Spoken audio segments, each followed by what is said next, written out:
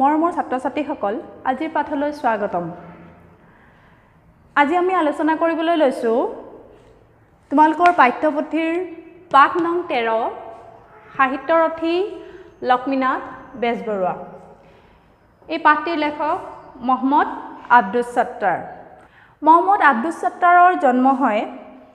1922 চনৰ 1 মে তাৰিখে শিৱসাগৰৰ চিফুক চাহ বাগিচাত। তেখেতৰ পিতৃ আছিল আব্দুল মান্নান আৰু মাতৃ আছিল অসমৰ পোনপ্ৰথম স্বাধীনতা যুদ্ধৰ নিৰ্যাতন ভোগ কৰোঁতা বিখ্যাত বাহাদুৰ গাঁওবুঢ়াৰ পৰিণাতি চাহাপৰী বেগম।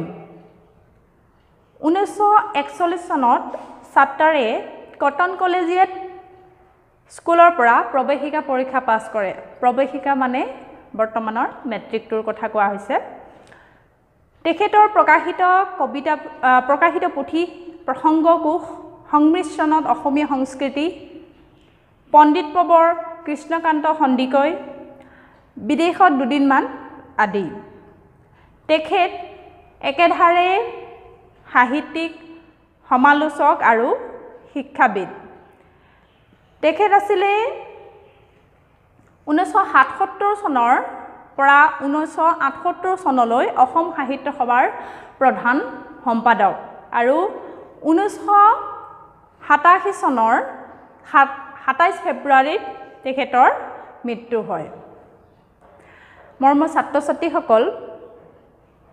আমি লেখকৰ বিষয়ে জানিলোঁ। এতিয়া আহাচোন আমি পাঠটিৰ মাজলৈ যাওঁ। অ মোৰ আপোনাৰ দেশ, অ মোৰ চিকুনি দেশ, এনেখন শুৱলা, এনেখন সুফলা, এনেখন মৰমৰ দেশ। হয় ছাত্ৰ-ছাত্ৰীসকল, আমাৰ এই জাতীয় সংগীতৰ ৰচক সাহিত্যৰথী লক্ষ্মীনাথ বেজবৰুৱাৰ বিষয়ে আজি তোমালোকক ক'বলৈ ওলাইছোঁ। অসমীয়া সাহিত্যৰ আকাশত লক্ষ্মীনাথ বেজবৰুৱাৰ তেওঁ উজ্জ্বল নক্ষত্ৰ। আৰু লক্ষ্মীনাথ বেজবৰুৱাদেৱে অসমীয়া সাহিত্যৰ বিভিন্ন ক্ষেত্ৰত যিমানখিনি অৱদান আগবঢ়াই গৈছে, তেখেতৰ সমকক্ষ দ্বিতীয়জন আজিলৈকে কিন্তু আমি দেখিবলৈ পোৱা নাই। সি যি কি নহওক ছাত্ৰ-ছাত্ৰীসকল, আহাচোন আমি লক্ষ্মীনাথ বেজবৰুৱাদেৱৰ বিষয়ে এই পাঠটিত জানো। তেখেতৰ সৃষ্টিৰাজিসমূহৰ বিষয়ে, তেখেতনো ক'ৰ আছিল, তেখেত ক'ত জন্মগ্ৰহণ কৰিছিল, তেখেতৰ পিতৃ মাতৃ, সেই সকলো বিষয়ে আমি অকণমান জানিবলৈ চেষ্টা কৰোঁ। লক্ষ্মীনাথ বেজবৰুৱাদেৱৰ জন্ম হৈছিলে শিৱসাগৰত। তেওঁ শিৱসাগৰৰ এটি নামজ্বলা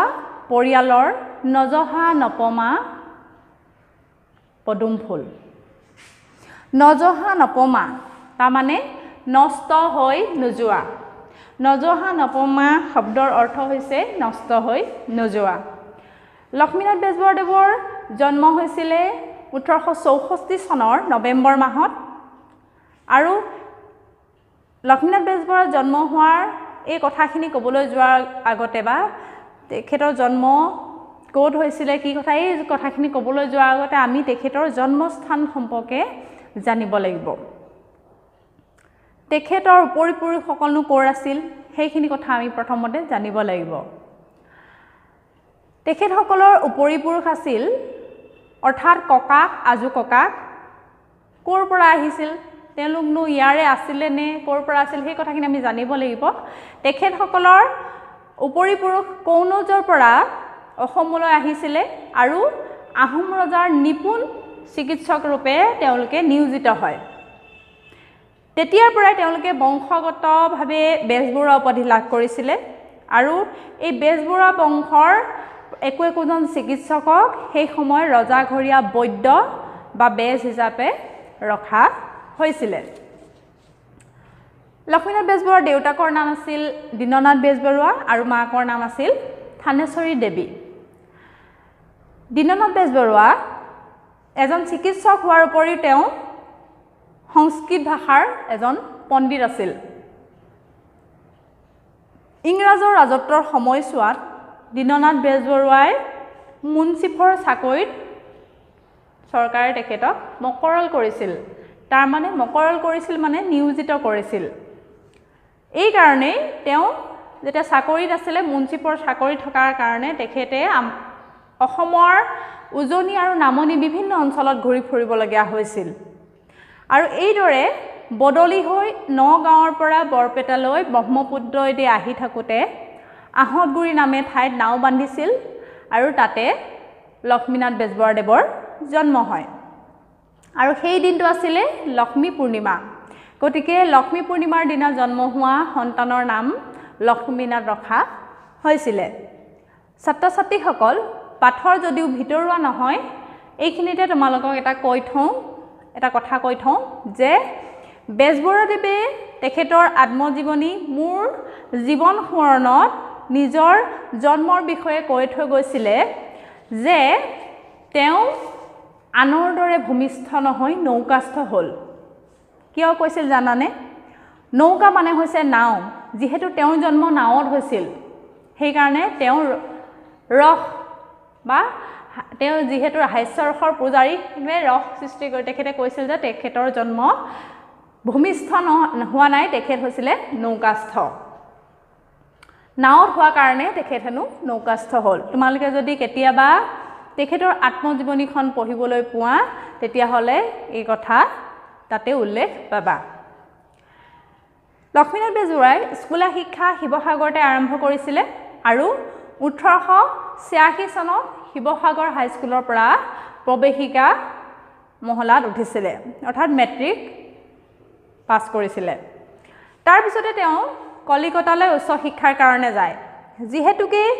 সেই সময়ছোৱাত আমাৰ অসমত উচ্চ শিক্ষাৰ কাৰণে অৰ্থাৎ মেট্ৰিক পাছ কৰাৰ পাছত তাৰ পাছত উচ্চ শিক্ষা লাভৰ কাৰণে শিক্ষানুষ্ঠান নাছিল আমাৰ অসমৰ যিসকল ছাত্ৰ সেই ছাত্ৰবিলাক পঢ়িবৰ কাৰণে কলিকতাৰ বিশ্ববিদ্যালয় বা কলিকতাৰ কলেজবিলাকত পঢ়িবলৈ যাব লগা হৈছিল লক্ষ্মীনাথ বেজবৰুৱাই সেই সময়ছোৱাতে যেতিয়া কলিকতালৈ গ'ল কলিকতাত থকা সময়ছোৱাতে কলিকতাৰ পৰাই তেখেতে উচ্চ শিক্ষা গ্ৰহণ কৰি 1890 চনত তেখেত গৈছিলে 1886 চনত আৰু 1890 চনত তেখেতে বিএ মহলা মানে বিএ পাছ কৰে তাৰ পিছতে তেখেতৰ বৈবাহিক জীৱন আৰম্ভ হয় তেখেতে কলকাতাৰ প্ৰসিদ্ধ ঠাকুৰ বংশৰ জীয়ৰী প্ৰজ্ঞা সুন্দৰী দেৱীক বিয়া কৰায় আৰু তেওঁ তিনিগৰাকী কন্যা সন্তানৰ পিতৃ হয় সেই সময়ছোৱাতে কলকাতাত থকাৰ সময়ছোৱাতে তেখেতে কি কৰে শিক্ষাৰ লগতে তেখেতে ব্যৱসায়তো হাত দিছিলে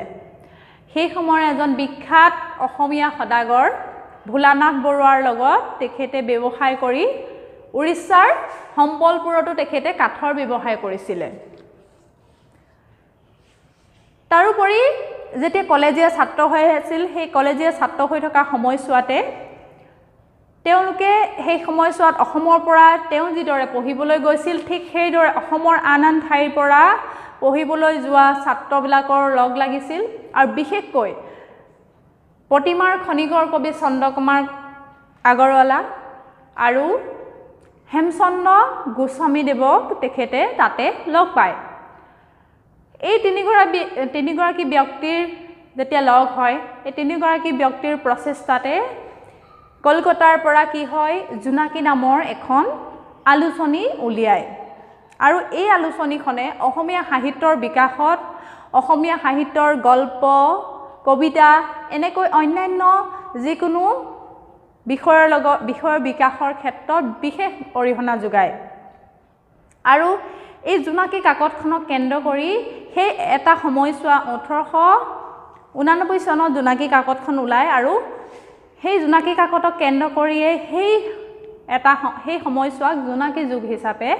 অভিহিত কৰা হয় অসমীয়া সাহিত্যৰ জোনাকী যুগ বুলি অভিহিত কৰা হয়